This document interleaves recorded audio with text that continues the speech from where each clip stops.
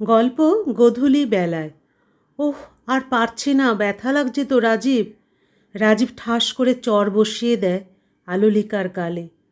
চরটা এতই জোরে ছিল, আলুলিকার ঠোঁট কেটে রক্ত পড়তে লাগলো। রাজীব আলুলিকাকে দেয়ালের সাথে চেপে ধরে আছে। আলুলিকা ছটফট করছে নিজেকে ছাড়ানোর জন্য, আর বলছে, প্লিজ ছেড়ে দাও বলছি। কি করছো এসব? তোমার পায়ে পড়ছি, আমার সর্বনাশ করো না, প্লিজ ছাড়ো। কি চাও তুমি আমার কাছে? আমাকে নষ্ট করো না। আলুলিকা রাজীবের সাথে পেরে উঠছে না।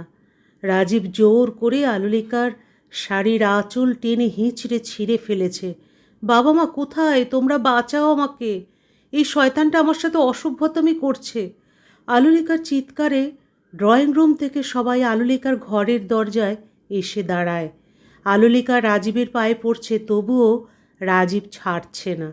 রাজীব যখন বুঝতে পারল দরজার সামনে সবাই এসে গেছে, তখন রাজীব আলুলিকাকে ছেড়ে দিয়ে বলল, তুমি যদি এখন সবাইকে বলো যে আমি তোমার কোনো ক্ষতি করিনি, শুধু তোমার শাড়ির আঁচল আর জামাটা একটু ছিঁড়েছি, তা কেউ বিশ্বাস করবে না। কথাটা বলে মুচকি হেসে রাজীব ঘরের দরজা খুলে দেয়। দরজা খুলতেই আলুলিকাকে অর্ধনগ্ন অবস্থায় দেখে রাজীবের বাবা ঠাস করে রাজীবের গালে চর বসিয়ে দিয়ে বললেন, এই জন্যই তোকে লেখাপড়া শিখিয়েছি। রাজীব কোনো কথা না বলে চলে যায়। আলুলিকা দরজা লাগিয়ে কাঁদতে থাকে। রাজীব ওর স্বপ্নগুলো নষ্ট করে দিল। ওর এখন মৃত্যু ছাড়া কোনো রাস্তা নেই। কেন এমন করলো? সদ্য কাজলগুলো আলুলিকার চোখের ভ্রু ছেড়ে গাল ছুঁয়ে যাচ্ছে। নতুন কালো পাড়ের নীল শাড়িটা তার আগের মতো নেই। চুলের বেনি খুলে অগোছলো হয়ে গেছে। জীবনটা যেন এক কালবৈশাখী ঝড়ে লণ্ডভণ্ড হয়ে গেল। সবাই চুপচাপ বসে আছে, কারো মুখ থেকে কোনো কথা বেরোচ্ছে না। মনে হচ্ছে ঝড় থেমে গেলে যে শান্ত অবস্থা বিরাজ করে, সেরকম সব কিছু স্থবির হয়ে আছে। কেউ ভাবতেও পারছে না ঘুণাক্ষরে মেয়ে দেখতে এসে রাজীব এমনটা করবে। রাজীবের বাবা আর আলুলিকার বাবা ছোটবেলা থেকেই বন্ধু, আর তাই রাজীব আর আলুলিকা ওরফে আলোর বিয়ের জন্যই আজ কথা হচ্ছিল। এক পর্যায়ে ছেলে মেয়ে আলাদাভাবে কথা বলার জন্য যখন ঘরে পাঠানো হয়, তখন রাজীব বিশ্রী ঘটনাটার জন্ম দেয়। আলোর বাবার মরে যেতে ইচ্ছে করছে, সে মুখ দেখাবে কীভাবে সমাজে? রাজীবের বাবা এসে আলোর বাবাকে বললেন, বন্ধু আমাকে ক্ষমা করে দে। তোর কাছে ক্ষমা চাওয়ার কোনো উপায়ন তো দেখতে পাচ্ছি না। বন্ধু আমি কি করব? আমার মরা ছাড়ার কোনো উপায় নেই। এ মুখ সমাজে দেখাবো কী করে? কাল যখন রাস্তা দিয়ে যাব তখন লোকে বলবে, ওই দেখ ধর্ষিতার বাবা যাচ্ছে। এই বলে আলোর বাবা কেঁদে দিলেন। রাজীবের বাবা আলোর বাবাকে জড়িয়ে ধরে বললেন, বন্ধু কান্না করিস না, আজ এই মুহূর্তে রাজীব আর আলো মায়ের বিয়ে হবে। আলুলিকা কথা শুনে বলল, কি বলছেন এসব? আমি কি আপনাদের হাতের পুতুল? যা ইচ্ছে তাই করবেন? মন চাইলে খেলবেন, না মন চাইলে ছুঁড়ে ফেলে দেবেন। শুনুন, দরকার হলে গলায় দড়ি দেব, তবু এই দুশ্চরিত্রটাকে বিয়ে করব না। বাবা তুমি না করে দাও ওনাকে, আর বাড়ি থেকে বের হয়ে যেতে বলো। মারে চুপ কর, তুই কি তোর বাবার মরা মুখ দেখতে চাস? তোর কাছে জীবনে কিছু চাইনি, আজ বাবা হয়ে আমার সম্মান তোর কাছে ভিক্ষা চাইছে। পারবি আমার সম্মান রক্ষা করতে? বিয়েটা তুই করে নে। বাবা তুমি অমন করে বলো না, আমি বিয়ে করব, আয়োজন করো। এদিকে সন্ধ্যায় রাজীব আর আলোর বিয়ে হয়ে যায়। আলো বাসর ঘরে ঢোকার সময় বিষ খেয়ে নিয়েছে। সে চায় না রাজীব নামক ধর্ষকটার সাথে সংসার করতে। আলোর খুব কান্না পাচ্ছে। একটা সময় সে রাজীবকে খুব ভালোবাসতো, কিন্তু যেদিন তার দিদি সুইসাইড করলো, আর সুইসাইড করার পর যখন তার দিদির ডায়েরি পড়ে জানতে পারলো সুইসাইডের কারণটা ছিল রাজীব, এখনও সেদিনের কথা মনে হলে রাজীবকে খুন করতে ইচ্ছা করে। কিন্তু সেদিন কাউকে কিছু বলতে পারেনি, আর এখন নিজের দিদির হত্যাকারীকেই বিয়ে করতে হলো। এসব ভাবতে ভাবতে চোখ থেকে ঝরঝর করে জল গড়িয়ে পড়ে। বাসররাত সবার স্বপ্নের হলেও আলোর কাছে বাসররাতটা জীবনের কাল রাত মনে হচ্ছে। বাসরঘরটা তার কাছে নরক মনে হচ্ছে। তার সব স্বপ্নগুলো আজ ফ্যাকাশে। এসব ভাবতে ভাবতে হঠাৎ দরজায় কড়া নড়ল। আলোলিকা তাকিয়ে দেখে রাজীব ঘরের দরজা লাগিয়ে এদিকে আসছে, কিন্তু এখনও বিষে কাজ করছে না কেন? রাজীব যদি সত্যি স্বামিত্ব ফলায়? না, ওর মতো একটা দুশ্চরিত্রের সাথে ঘর করা যায় না। এদিকে রাজীব আলোর কাছে এসে ঘোমটা সরাতেই আলো বালিশের নিচ থেকে টান দিয়ে ছুরি বের করে রাজীবের গলায় ধরল। এই আলো কি করছো? গলা কেটে যাবে তো। বুঝতে পারছেন? এখন যদি নড়াচড়া করেন তাহলে একদম গলায় চালিয়ে দেব। এতদিনে আলোলিকার কোমল স্বভাবটাই দেখেছেন, এখন থেকে ভয়ঙ্কর রূপটাও দেখবেন। শুনুন, যদি আমার সাথে কিছু করতে আসেন না, তাহলে আপনাকে নরকে পাঠিয়ে দেব। আপনি কি ভেবেছেন আপনি বিয়ে করলে আমাকে পেয়ে যাবেন? না, আমার দেহে প্রাণ থাকতে আপনি আমাকে পাবেন না। আলো, কি বলছো এসব? অগ্নিসাক্ষী রেখে আমরা বিয়ে করেছি, আর বিয়ে একটি পবিত্র বন্ধন, যে বন্ধন শত্রুকেও ভালোবাসতে শেখায়। আর তুমি তো আমাকে ভালোবাসতে। ভালোবাসা? ভালোবাসা আপনার মুখে শোভা পায় না। কি করেছিল আমার দিদি আপনাকে? জানেন দিদি আপনাকে কতখানি ভালোবাসতো, আর আপনি আমাকে আর দিদিকে দুজনকেই নিয়ে নোংরা খেলায় মেতেছিলেন। আমি আপনাকে ঘৃণা করি শ্রীমান রাজীব। আপনি আর যাই করুন, কাউকে ভালোবাসতে পারেন না। আলো, প্লিজ বিশ্বাস করো, কমলিকা আমাকে ভালোবাসতো, কিন্তু আমি তোমাকে ভালোবাসতাম। তুমি ভুল বুঝবে তাই তোমাকে ওর কথা কিছু বলিনি, কিন্তু সে যে এমন কাজ করবে তা বুঝতে পারেনি। বাহ, ভালো। তাই বলে আমার দিদিকেই সুইসাইড করতে বাধ্য করলেন? প্লিজ, আজ আমাদের ফুলসজ্জার রাত। আজকে অন্তত আমার কথা বিশ্বাস করো তুমি। আজ আমাদের দুজনের জীবনের একটা স্মরণীয় রাত। আপনাকে আমি এ জীবনে স্বামী হিসেবে মানতে পারবো না। আর শুনুন, আপনি যদি স্বামীর অধিকার নিতে আসেন তাহলে নিজেকে শেষ করে দেব। আলো মনে মনে ভাবছে, বিষ এখনও কাজ করছে না কেন? তিয়াশা কি বিষ দিল তাহলে? কাল বাড়িতে যাই, তারপর দেখব নকল বিষ দেওয়ার পরিণাম। রাজীব আলোকে আর কিছু বলল না। আলোর পাশ থেকে বালিশ নেওয়ার সময় বলল, জানো আলো, আমি তোমাকেই ভালোবাসি। আমি জানি আমি তোমার কাছে ঘৃণার পাত্র ছাড়া আর কিছুই নই। তোমাকে এভাবে বিয়ে করা ছাড়া আমার কোনো পথ খোলা ছিল না। যদি পারো সেদিনের ঘটনার জন্য ক্ষমা করে দিও। আর একটা অনুরোধ, স্বামী হিসেবে নয়, শত্রু হিসেবেই নিও। আমাদের জন্য যেন আমাদের পরিবারের কেউ কষ্ট না পায়, তারা যেন বুঝতে না পারে কোনো কিছু। আচ্ছা ঠিক আছে, আর একটা কথা, তুমি যেটা বিষ ভেবে খেয়েছো সেটা বিষ ছিল না।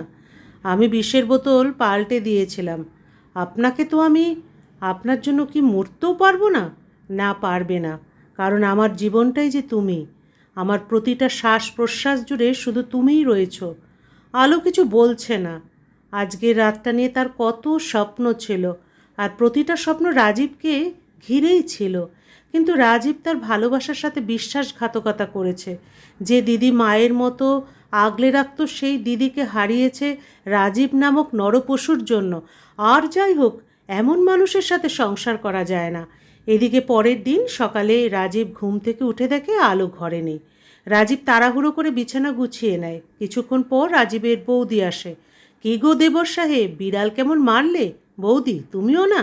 হ্যাঁ, আমি কিছু বললেই দোষ। বিয়ে করার জন্য এত কিছু করলে, আর বিড়াল মারার কথা শুনে মনে হচ্ছে ভাজা মাছ উল্টে খেতে জানো না। যাও, ফ্রেশ হয়ে খেতে এসো। রাজীব স্নান করার জন্য বাথরুমের দরজা ধাক্কা দিতে দরজাটা খুলে যায়। রাজীব ভেতরে ঢুকতেই চমকে যায়।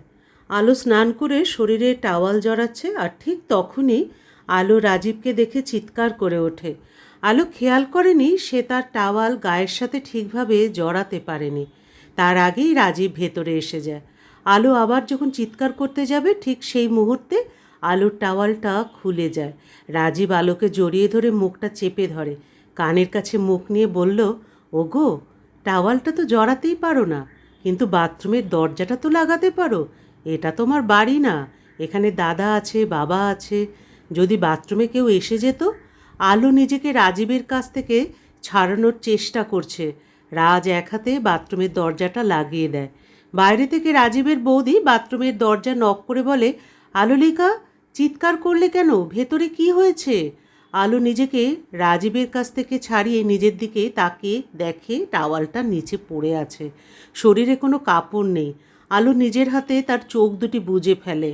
রাজীব ফ্লোর থেকে টাওয়ালটা তুলে আলোর শরীরে জড়িয়ে দিয়ে বাথরুম থেকে বের হতেই, কী গো দেবরজি, রাতে মন ভরেনি? এখন বাথরুমে ওই সব চলছে? এই জন্যই তো বলি, ভেতরে চিৎকার শুনে একজনের আর বের হয় আর একজন। বাড়িতে ভূত প্রেত ভর করলো নাকি? বৌদি, তুমিও না বেশি বলছো কিন্তু। হ্যাঁ হ্যাঁ, যত দোষ নন্দ ঘোষ। এমন সময় আলো বাথরুম থেকে বেরোতেই বৌদি বলল, কি গো, একদিনের মধ্যে এত ভালোবাসা? বাথরুমে একা যাওয়া যায় না বুঝি? এটাই ভালোবাসা। আলো কিছু বলছে না, লজ্জায় তার মুখটা গোধূলি লগ্নের সূর্যরূপ ধারণ করেছে যে। রাজীব পলকহীন নয়নে তাকিয়ে আছে। রাতের আলো আর এখনকার আলোর মাঝে আকাশ পাতাল ব্যবধান। আলো বৌদিকে কিছু না বলে ঘরে চলে গেল।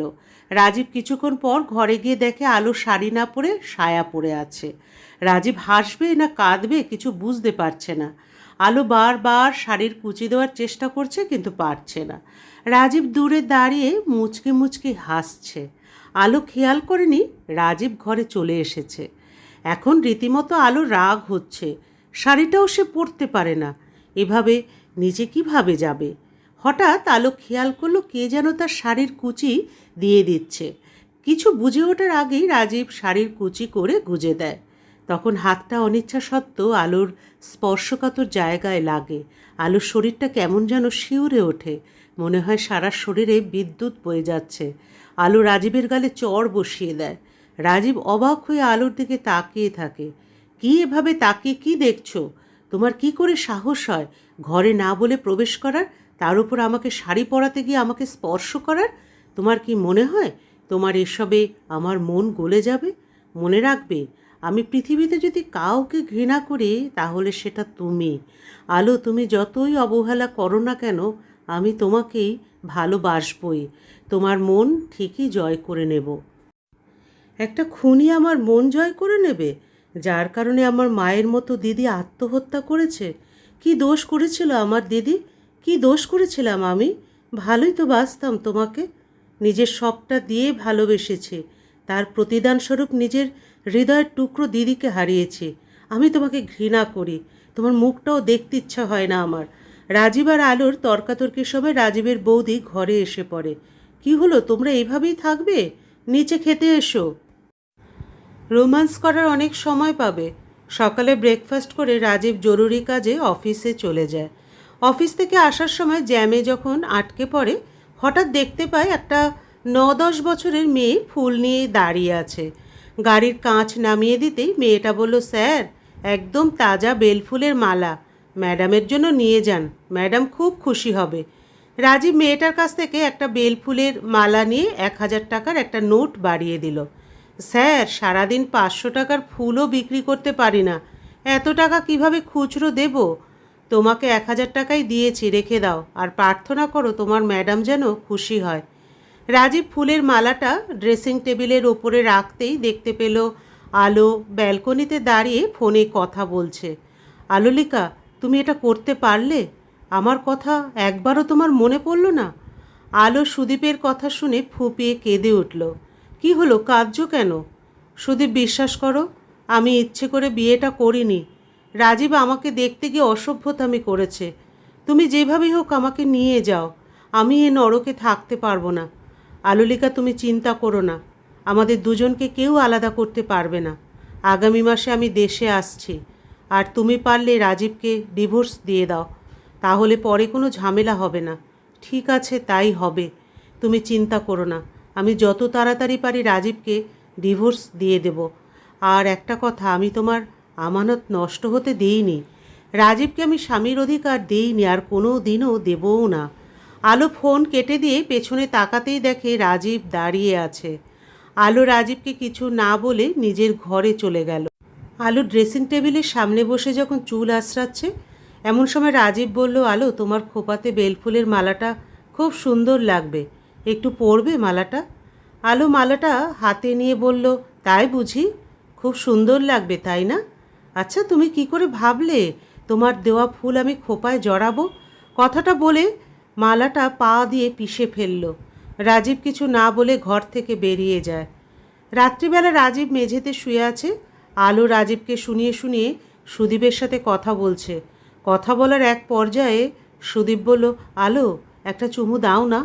ইস, আমার লজ্জা করে, তুমি চুমু দাও। আলোর প্রতিটা কথা যেন রাজীবের বুকে তীরের মতো এসে বিঁধছে। জ্যৈষ্ঠের আকাশটা যেন আষাঢ়ের মেঘ দখল করে নিয়েছে। এই বুঝি মুষলধারে বৃষ্টি নামবে। আলোর কথাগুলো রাজীব সহ্য করতে পারছে না। তাই আলোকে বলল, আমার বাড়িতে অন্য পুরুষের সাথে কথা বলা চলবে না। আর মনে রেখো, তুমি আমার স্ত্রী। তুমি মানো বা না মানো সেটা তোমার বিষয়। কিসের স্ত্রী? জোর করে বিয়ে করলে স্ত্রী হয়ে যায়? অগ্নিসাক্ষী করে বিয়ে করলে কি শরীর ভোগ করার লাইসেন্স পাওয়া যায়? শোনো, আমি ডিভোর্স চাই। তুমি যদি সত্যি আমাকে ভালোবাসো তাহলে তুমি আমাকে ডিভোর্স দেবে। আলো, এসব কি বলছো তুমি? ডিভোর্স? হ্যাঁ, ডিভোর্স। সামনের মাসে সুদীপ আসবে। সুদীপ এসে আমাকে বিয়ে করবে। রাজীব কি বলবে তার ভাষা খুঁজে পাচ্ছে না। যে আলো তাকে ছাড়া আর কাউকে ভাবতো না, সে তার কাছে ডিভোর্স চাইছে। সময় মানুষকে কতভাবেই না পরিবর্তন করে দেয়। এদিকে দেখতে দেখতে প্রায় মাস চলে যায়। এখন রাজীব আর আলো নতুন অফিসের জন্য কলকাতায় থাকে। দুজনে একসাথে থাকলেও এতদিন রাজীব আলোকে একটা দিনের জন্য কাছে পায়নি। প্রতিদিনের মতো রাজীব অফিস থেকে আসার সময় কিছু না কিছু আলোর জন্য ঠিকই নিয়ে আসবে। আলো এই নিয়ে রাজীবকে নানাভাবে অপমান করে, কিন্তু রাজীবের কোনো অভিযোগ নেই আলোর প্রতি, কারণ রাজীব আলোকে ভালোবাসে। প্রতিদিনের মতো আজও রাজীব অফিসে চলে যায়। রাজীব অফিসে চলে যাওয়ার সাথে সাথে আলোর ফোনে একটা মেসেজ আসলো। দরজাটা খোলো তো। আলো দরজা খুলতেই চমকে গেল। সুদীপ, তুমি? কেমন দিলাম সারপ্রাইজ! আমি বিশ্বাস করতে পারছি না আমার সুদীপ দেশে এসেছে। দুজনের চোখেই আনন্দ অশ্রু। আলো আর সুদীপের এই প্রথম সামনাসামনি দেখা হলো। সুদীপ আলোর কাছে রাজীবের বিষয়ে সব কিছু শুনে বলল, তুমি চিন্তা করো না, আমরা খুব শীঘ্রই বিয়ে করতে যাচ্ছি। তুমি শুধু রাজীবের থেকে ডিভোর্সটা নাও। আর আজ আমি আসি। সুদীপ চলে যাওয়ার কিছুক্ষণ পর রাজীব বাড়িতে প্রবেশ করেই বুঝতে পারছে আলো ভীষণ খুশি আজ। কিন্তু কেন? রাত্রে আলো সুদীপের সাথে বিয়ে নিয়ে কথা বলেছে। তখন রাজীব বুঝতে পারল সুদীপ দেশে এসেছে। সুদীপের আসার কথা শুনে রাজীবের বুকের ভেতরটা কেমন যেন করছে। মনে হচ্ছে প্রিয় বস্তুটা হারিয়ে ফেলতে যাচ্ছে। এদিকে আলো সুদীপের সাথে কথা শেষ করেই রাজীবকে বলল, রাজীব, কালকেই আমি ডিভোর্স চাই। সরি, আমি তোমাকে ডিভোর্স দিতে পারবো না, তবে একটা শর্তে ডিভোর্স দিতে পারি। কি শর্ত বলো? আগামী 7 দিন তুমি আমার স্ত্রীর মতো হয়ে থাকবে। যা বলবো তাই করবে। ভয় পেও না, স্বামীর অধিকার চাইবো না। 7 দিন পর আর কোনো দিন তোমার সামনে এই মুখ নিয়ে দাঁড়াবো না। আর হ্যাঁ, আজ অফিস থেকে আসার সময় ডিভোর্স লেটার নিয়ে এসেছে। 7 দিন পর সই করে দেব। এখন বলো তুমি শর্তে রাজি কিনা? আচ্ছা, আমি তোমার শর্তে রাজি। তাহলে কাল সকাল থেকে 7 দিন শুরু। আচ্ছা, তবে আবারও বলে দিচ্ছি, স্বামীর অধিকার তুমি কখনো পাবে না আমার থেকে। রাজীব মুচকি হেসে বলল, চিন্তা করো না, ওসব কিছু করব না, এখন ঘুমিয়ে পড়ো। রাজীব আলোকে ডেকে দিতেই আলো বলল, আমি এখন ঠাকুর ঘরে যেতে পারবো না, আমাকে ঘুমোতে দাও। কেন শুধু শুধু বিরক্ত করো? আলো, ভুলে যেও না, এই 7 দিন আমার কথা মতো চলবে। যাও, স্নান করে ঠাকুর প্রণাম করে এসো। সকালে আলো যখন রান্না করছে তখন রাজীব আলোর সাথে থেকে হেল্প করে। অনিচ্ছা সত্ত্বেও আলো এসব সহ্য করে যায় আর মনে মনে ভাবে 7 দিনই তো। এদিকে প্রতিদিনের মতো রাজীব আজকেও অফিস থেকে আসার সময় বেলফুলের মালা নিয়ে এসে নিজে হাতে আলোর খোপায় পরিয়ে দেয়। আলো না করতে পারে না। রাতে আলো আর রাজীব ডিনার করতে বসেছে। রাজীব খেয়াল করলো আলো খাচ্ছে না। এই, তুমি খাচ্ছ না কেন? হাত কেটে গেছে ফল কাটতে গিয়ে। ও আচ্ছা, তাই বুঝি। আচ্ছা, হা করো। না, আমি খেতে পারবো, তোমাকে খাইয়ে দিতে হবে না। এই 7 দিন কোনো কৈফিয়ত শুনতে চাই না। হা করো। আলো রাজীবের দিকে চেয়ে আছে এক দৃষ্টিতে আর খাবার খাচ্ছে। 3 দিন খুব ভালোভাবেই কাটলো। তৃতীয় দিন রাজ অফিসে এমন সময় বৃষ্টি নামে। আলো ছোটবেলা থেকে বৃষ্টি পাগল। বৃষ্টি শুরু হলেই আলো ছাদে গিয়ে ভিজতে থাকে। প্রায় ঘন্টাখানেক ভেজার পর ঘরে এসে কাপড় চেঞ্জ করতে কাঁপুনি দিয়ে জ্বর চলে আসে। রাজীব বাড়িতে এসে দেখে আলো বিছানায় শুয়ে আছে। আলোকে দুবার ডাক দিতেও যখন বিছানা থেকে উঠছিল না তখন মাথায় হাত দিয়ে দেখে জ্বরে গা পুড়ে যাচ্ছে। রাজীব কি করবে বুঝতে পারছে না। কিছুক্ষণ জলপট্টি দিয়ে দেখলো জ্বর কমছে না। তাই আর দেরি না করেই রাতেই হসপিটালে নিয়ে যায়। হসপিটালে 2 দিন রাজীব আলোর পাশেই থাকে। এক মুহূর্তের জন্য রাজীব আলোর চোখের আড়াল হয়নি। আলোকে খাইয়ে দেওয়া থেকে শুরু করে মেডিসিন দেওয়া সব করেছে। দুদিন পর হসপিটাল থেকে বাড়ি ফিরে আসে। বাড়ি ফেরার পর রাজীব আলোকে রান্না করতে দেয়নি। এদিকে রাজীব রান্না করতে গিয়ে তার হাত পুড়িয়ে ফেলে। এর আগে কোনোদিন তো রান্না করেনি, সেই জন্য। দুপুরে রাজীব যখন আলোকে খাইয়ে দিতে যায়, তখন আলো খেয়াল করে রাজীবের ডান হাতে ফোসকা পড়েছে অনেকগুলো। রাজীবকে জিজ্ঞাসা করতেই বলে, ও একটুখানি হাতের তেলের ছিটে লেগেছিল, তুমি কিছু ভেবো না, ঠিক হয়ে যাবে। আর হ্যাঁ, তুমি তো স্নান করোনি, আমি জল তুলে কাপড় রেখে এসেছি, তুমি স্নান করে এসো। ঠিকমতো স্নান না করলে তো শরীর আরও খারাপ লাগবে। আলো স্নান করে বের হতেই রাজীব বিছানায় বসে আলোর মাথায় চুল আঁচড়ে তেল লাগিয়ে দেয়। আলোর এসব সহ্য হয় না, কিন্তু সহ্য করা ছাড়া এই মুহূর্তে কোনো উপায় নেই। আর কয়েকটা দিনই তো মাত্র, আর বাকি দুদিন। আলো এখন সম্পূর্ণ সুস্থ। এদিকে আলোর দিনগুলো যেন কাটছে না। আর মাত্র 2টো দিন, তারপরেই সে সুদীপকে পেতে যাচ্ছে। কিন্তু এই 2টো দিন আলোর কাছে 2টো মাসের সমান লাগছে। দেখতে দেখতে 6 দিন চলে যায়। আজকের রাতটা পেরোলেই কাল সকালে অপেক্ষার 7 দিন পূর্ণ হবে। রাজীব আলোর মাথায় হাত বোলাচ্ছে। আলোর বড্ড রাগ হচ্ছে, তবুও কিছু বলছে না।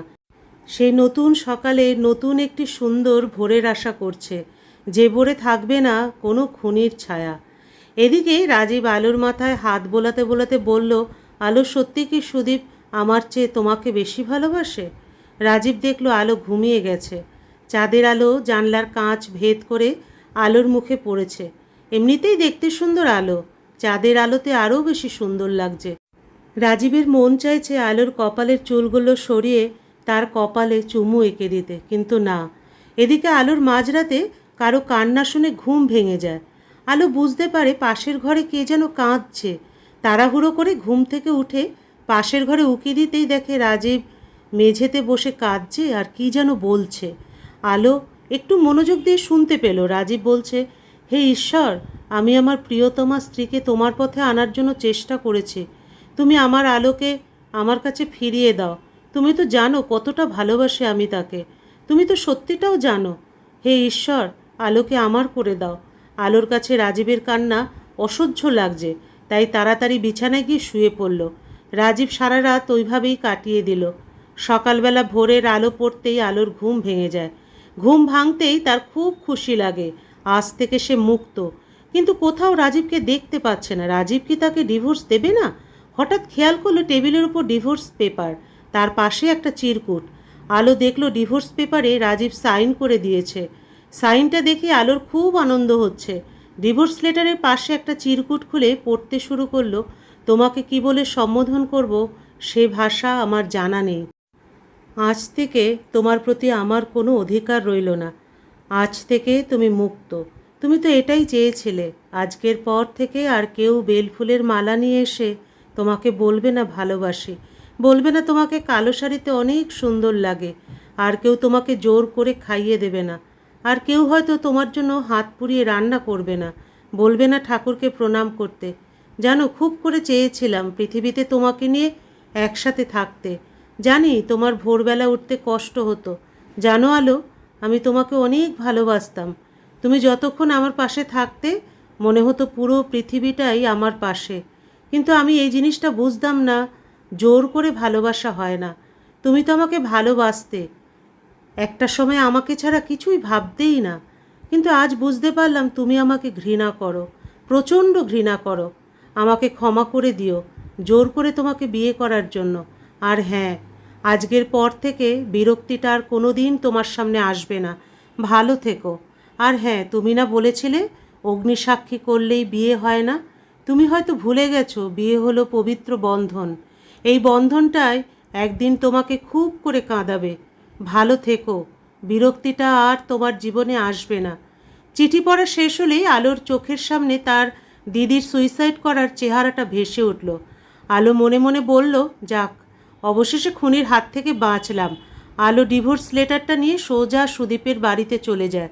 সুদীপের ঘরের কাছে যেতেই শুনতে পায়, আরে কি বলিস, ওই বিয়ে করা মেয়েকে আমি আবার বিয়ে করব? শুনেছি আজ ডিভোর্স নেবে। ভাবছি হোটেলে নিয়ে ব্যবহার করে ছেড়ে দেব। মেয়েটা সুন্দর, তাই একটু বেশি সময় দিতে হচ্ছে। আরে বন্ধু, তুই একলাই খাবি নাকি? আমাদের দিবি না? আরে তোরাও আসিস, আগে আমি যাব, তারপর তোরা। আর হোটেল বুক করার টাকা কিন্তু তোরা দিবি। সুদীপের কথা শুনে আলোর পায়ের তলার মাটি সরে যাচ্ছে। সুদীপ ওকে নয়, ওর শরীরটাকে ভালোবাসে। আলো সুদীপের সাথে কথা না বলেই তার বাড়ি থেকে বের হয়ে যায়। বাড়ি থেকে বের হতেই ফোনটা বেজে ওঠে। ফোন রিসিভ করতেই ওপাশ থেকে একটা মেয়ে বলে, ম্যাডাম আপনি একটু সুপার হসপিটালে দেখা করুন। আলো হসপিটালে গেলে নার্স একটা রোগীর সামনে নিয়ে যায়। বিছানায় শুয়ে আছে, মুখে অক্সিজেন মাস্ক থাকা লোকটাকে চিনতে ভুল হয় না আলোর। এটা দিদির বন্ধু সলিল। আলোকে দেখেই সলিল বলল, আমি আর বাঁচব না হয়তো, তাই সত্যিটা বলে যেতে চাই। তোমার দিদি সুইসাইড করেনি, আমি ধর্ষণ করে মেরেছি। কি বলছেন এসব? দিদি যে সুইসাইড নোট লিখেছিল, রাজীব যদি তাকে ভালো না বাসে তাহলে সে সুইসাইড করবে? আর দিদি তাই করেছিল। হ্যাঁ, সুইসাইড নোট লিখেছিল, কিন্তু সেটা মিথ্যে ছিল। আমি জানতাম কমলিকা রাজীবকে নিজের থেকে বেশি ভালোবাসতো, তাই আমি ওর সাথে প্ল্যান করে বলি রাজীবকে সুইসাইডের হুমকি দিয়ে চিরকুট লিখে সুইসাইড করার অভিনয় করবি, তখন দেখবি রাজীব সত্যিই তোকে ভালোবাসবে। কমলিকা সরল মনে রাজি হয়ে যায় আর সুইসাইড নোটে লিখে ফেলে। আর তখনই কমলিকাকে ধর্ষণ করে মেরে ফেলি, যেন রাজীব ফেঁসে যায়। কিন্তু তুমি সুইসাইড নোট পুলিশের কাছে দাওনি। সেদিন আমার বিচার না হলেও ঈশ্বর আমাকে ছাড়েননি। হসপিটালে এসে মৃত্যুর প্রহর গুনছি। শরীরে মরণ ব্যাধি, ক্যান্সার বাসা বেঁধেছে। সলিল আর কথা শেষ করতে পারল না। কথা বলতে বলতে সে মারা যায়। এদিকে আলোর সামনে সত্যিটা দিনের আলোর মতো পরিষ্কার। রাজীব ফুলের মতো নিষ্পাপ। এতটা ভালোবাসার পরও রাজীবকে আলো চিনতে পারল না। নিজের প্রতি নিজেরই ঘৃণা লাগছে। হসপিটালের বেঞ্চে আলো বসে পড়ল। চোখের জল টলমল করছে। খুব সুন্দর করে সেজেছিল আজ সুদীপের জন্য। নীল পাড়ের কালো শাড়ি, খোপায় বেলফুলের মালা, কপালে ছোট্ট করে বিন্দুর মতো কালো টিপ। আলো তাড়াহুড়ো করে বাড়িতে এসে পড়ে। বাড়িতে আসতেই শুনতে পায় কে যেন ডাকছে, এই আলো, বেলফুলের মালা এনেছি, খোপায় জড়াবে না? আলো দৌড়ে ড্রেসিং টেবিলের সামনে যায়, কিন্তু না, ঘরে কেউ নেই। আলো রাজীবের দেওয়া ফেলে রাখা চিরকুট বুকের সাথে জড়িয়ে ধরে কাঁদতে থাকে। রাজীবের মুখটা বারবার চোখের সামনে ভেসে উঠছে। বুকের ভেতরটা কেমন যেন দুমড়ে মুচড়ে যাচ্ছে। মনে হচ্ছে হৃৎপিণ্ডে কেউ ছুরি চালিয়ে দিয়েছে। আলো তার ফোন থেকে বারবার রাজীবের নাম্বারে ফোন করে। নাম্বারটা বারবার বন্ধ শোনাচ্ছে। ল্যান্ডফোনে কল করলে রাজীবের মা বললেন, রাজীব তো বাড়িতে আসেনি মা। আলো ফোন কাটতেই ডিভোর্স লেটারটা চোখে পড়ল। ডিভোর্স লেটারটা হাতে নিয়ে বুঝতে পারল ডিভোর্স লেটারে ফোঁটায় ফোঁটায় জলের ছাপ। আলোর আর বুঝতে বাকি রইল না রাজীব লেটারে সাইন করতে গিয়ে কেঁদেছে। আলো আর এক মুহূর্ত দেরি না করে ডিভোর্স লেটারটা ছিঁড়ে টুকরো টুকরো করে ফেলে। বিকেলে রাজীবের বাড়িতে এসে পড়ে। বাড়িতে এসে রাজীবের মাকে বলল, মা রাজীব এখনও বাড়িতে ফেরেনি। না তো মা, আর একটা কথা তোমাকে যে কিভাবে বলি। মা কি বলবেন বলুন, আমি কিছু মনে করব না। মা, রাজীব আমাকে সব কথা বলেছে এবং তোমাকে ডিভোর্স দেওয়ার আগের দিন খুব কাঁদছিল। আমি প্রথমে না করেছিলাম, কিন্তু যখন শুনলাম ডিভোর্স তোমার ইচ্ছেতেই হচ্ছে তখন আর আটকায়নি। তোমাকে নিজের মেয়ের মতো ভেবেছিলাম। মানছি বিয়ের আগে রাজীব একটা অন্যায় করেছিল, সেজন্য আমিও ক্ষমাও চাইছি। আমাদের ক্ষমা করে দিও মা। আমার ছেলেটা তোমার জীবনটা নষ্ট করে দিয়েছে। প্রার্থনা করি তুমি সুখী হও। তোমাকে চাইলেও আর এ বাড়িতে রাখতে পারবো না। আর একটা কথা, আমার ছেলেটা তোমাকে বড্ড বেশি ভালোবাসতো। আচ্ছা এসব বাদ দাও মা, তুমি ভালো থেকো। মা কি বলছেন? আপনি ক্ষমা চাইছেন কেন? মা আপনারা আমাকে ক্ষমা করে দিন। আমি অনেক বড় ভুল করেছি। আপনাদের ছেড়ে আমি কোথাও যাব না। এমন সময় আলোর বাবা আসলেন। আলো তার বাবাকে দেখে খানিকটা অবাক হয়ে যায়। বাবা তুমি কেন এসেছো? শুনলাম রাজীব নাকি তোকে ডিভোর্স দিয়েছে, তাই তোকে নিতে আসলাম। আলো আর তার বাবাকে কিছু বলতে পারল না। বাড়িতে আসার পর রাজীবের সাথে যোগাযোগ করার অনেক চেষ্টা করেছে, কিন্তু পারেনি। পরিচিত একজনের কাছে শুনেছে রাজীব নাকি আমেরিকা চলে যাচ্ছে কিছুদিনের মধ্যে। আলো ভাবতে পারছে না এই মুখ নিয়ে কীভাবে রাজীবের সামনে গিয়ে দাঁড়াবে। যতই দিন যাচ্ছে রাজীবের স্মৃতিগুলো ততই মনে পড়ছে। রাজীবের খাইয়ে দেওয়া, অফিস শেষে বেলফুলের মালা নিয়ে আসা, সব কিছু। একদিন হঠাৎ শুনতে পেল রাজীবের বিয়ে, তাও আলোরই বান্ধবী মিমির সাথে। আলো বিশ্বাস করতে পারছে না রাজীবের বিয়ে। বুকটা ফেটে যাচ্ছে তার। না, এ বিয়ে যেভাবেই হোক আটকাতে হবে। রাজীবকে ছাড়া সে বাঁচবে কিভাবে? কোনো মতে রাজীবের ঠিকানা সংগ্রহ করে রাজীবের নতুন ফ্ল্যাটে গেল। রাজীব ফোনে কার সাথে যেন কথা বলছিল। আলোকে দেখে ফোন রেখে দিয়ে বলল, আপনি কেন এসেছেন? আমি আমার স্বামীর কাছে এসেছি। তাই বুঝি? কিসের স্বামী আমি? একটু বুঝিয়ে বলবেন? আপনাকে আমি ডিভোর্স দিয়েছি। আপনি তো এটাই চেয়েছিলেন। রাজীব, আমাকে ক্ষমা করে দাও। আমি সত্যিই সব না জেনে করেছি। ক্ষমা সে তো তোমাকে ডিভোর্স লেটারের সাথেই করে দিয়েছি। কি চাও আর? আর কত কষ্ট দিতে চান আপনি আমাকে? সেই ফুলশয্যার রাত থেকে আপনি আমাকে কত অপমান না করেছেন, সব আপনাকে ভালোবাসার কারণে। আমি চাইলেই আপনার কাছ থেকে স্বামীর অধিকার আদায় করে নিতে পারতাম, কিন্তু কেন নিইনি জানেন? আপনাকে বড্ড বেশি ভালোবাসতাম, বলতে পারেন নিজের থেকেও বেশি। এই জন্যই আপনি যত্ন সহকারে কষ্ট দিয়েছেন। সারা রাত আমার কাঁদতে হয়েছে। প্লিজ আপনি এখান থেকে চলে যান। রাজীব, তুমি মারো কাটো যাই করো, তবু আমাকে তাড়িয়ে দিও না। এ কদিনে বুঝতে পেরেছি তুমি আমার কতটা জায়গা জুড়ে ছিলে। আপনি যাবেন? আপনার মুখটা আমার দেখতে ইচ্ছা করছে না আর। এমন সময় মিমি এসেই রাজীবকে বলল, কি হলো রাজীব? আমি কখন থেকে ওয়েট করছি। বিয়ের কেনাকাটা করতে যাবে না? হ্যাঁ যাব সোনা, তবে এই দিনটা মনে হয় আজ অশুভ যাবে। সকালেই কার মুখ দেখতে হলো। আচ্ছা এসব বাদ দাও, চলো শপিং করে একটু পার্কে ঘুরতে যাব। মিমি গিয়ে রাজীবের হাত ধরল। আলোর হৃদয়টা ফেটে যাচ্ছে, চোখের জল ধরে রাখতে পারছে না। এদিকে রাজীব আর মিমি যখন ফ্ল্যাট থেকে বের হবে, এমন সময় আলো বলল, রাজীব প্লিজ যেও না, তোমাকে ছাড়া সত্যি আমি মরে যাব। আর এই মিমি, তুই আমার বন্ধু হয়ে আমার স্বামীকেই আমার কাছ থেকে আলাদা করতে চাইছিস? কেমন বন্ধু তুই? বন্ধু কিসে বন্ধু? তাছাড়া রাজীবকে আমি ভালোবাসি, এতে তোর তো কোনো প্রবলেম হওয়ার কথা না। তুই তো রাজীবকে ডিভোর্স দিয়েছিস, এখন কেন এসেছিস আমাদের মাঝে? তোকে যেন নেক্সট টাইম রাজীবের সামনে না দেখি। আলো এবার মিমির সামনে রাজীবের দু পা জাপটে ধরে বলল, রাজীব আমাকে ছেড়ে যেও না, তবু আমাকে তাড়িয়ে দিও না। আলো, এসব কি করছো? পা ছাড়ো প্লিজ। না, পা ছাড়বো না। তুমি যতক্ষণ পর্যন্ত আমাকে ক্ষমা না করবে, আমি ততক্ষণ পর্যন্ত তোমার পা ছাড়বো না। আলো, এসব কি হচ্ছে? আমি মিমিকে কথা দিয়েছি তাকেই বিয়ে করব। আমার এখন আর কিচ্ছু করার নেই। এছাড়া তুমি ডিভোর্স চেয়েছিলে, তখন যা হয়েছিল তোমার ইচ্ছাতেই হয়েছিল। এখন যা হবে আমার ইচ্ছাতেই হোক। রাজি প্লিজ আমাকে ছেড়ে যেও না, আমি তোমাকে ছাড়া বাঁচব না, সত্যি মরে যাব। আলো প্লিজ পা ছাড়ো। আর একটা কথা, তুমি আর আমাদের মাঝে এসো না। যদি কখনো আমার সামনে আসো তাহলে আমার মরা মুখ দেখবে। কথাটা বলে রাজীব চলে গেল। আলো শুধু রাজীবের চলে যাওয়ার দিকে তাকিয়েছিল পলকহীনভাবে। এদিকে আলো বাড়িতে গিয়ে আর ঘুমোতে পারল না। বারবার রাজীবের মুখটা তার চোখের সামনে ভেসে উঠছে। রাজীবের সাথে কাটানো বিরক্তিকর সেই স্মৃতিগুলো আজ বড্ড বেশি মিস করছে। চোখ থেকে জল গড়িয়ে পড়ছে। আলো রাজীবকে ছাড়া কিছুই ভাবতে পারছে না। দেখতে দেখতে রাজীব আর মিমির বিয়ের দিন ঠিক হয়ে যায়। মিমি আলোকে ফোন করে খবর দেয়। রাজীব আর মিমির বিয়ের আগের দিন আলো সারা রাত কান্না করে। শেষ রাতে আর সহ্য করতে না পেরে অনেকগুলো ঘুমের ওষুধ খেয়ে নেয় আর রাজীবের ছবিটা বুকে নিয়ে ঘুমিয়ে পড়ে। সকালবেলা আলোর মা আলোর ঘরে এসে দেখে আলো মেঝেতে পড়ে আছে।